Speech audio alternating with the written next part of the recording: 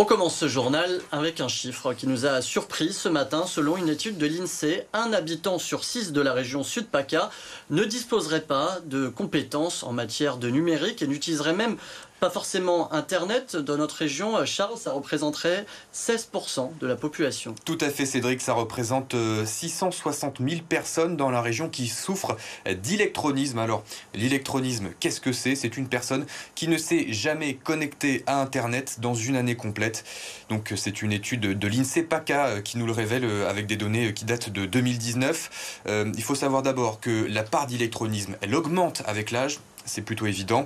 Dans la région, il n'y a que 3% d'électronisme chez les 15-44 ans.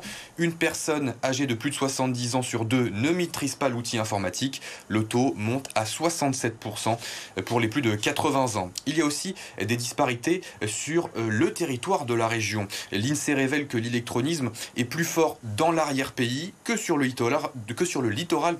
Regardez, ils sont 12% dans le pays mentonais et ils sont 18% dans les Alpes d'Azur, c'est-à-dire la communauté de communes qu'il y a entre Puget-Théniers et Guillaume. Alors bien sûr, on peut dire que la moyenne d'âge dans l'arrière-pays est plus élevée, mais on peut aussi imaginer que c'est la connexion Internet qui pêche. C'est vrai que dans l'arrière-pays, c'est plus compliqué d'avoir du haut débit, et quand on n'a pas de haut débit, désormais pour se connecter à Internet, on galère pas mal.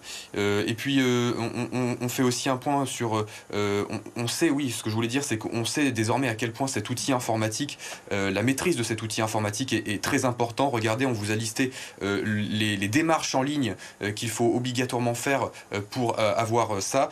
Donc refaire son passeport et sa carte d'identité, déclarer ses impôts et même désormais déposer plainte.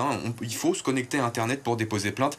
Alors les autorités ont bien conscience de cette fracture numérique et pour la pallier chez nous, on peut par exemple se faire aider dans ces démarches en ligne avec les maisons France Service ou encore celle du département des Alpes-Maritimes.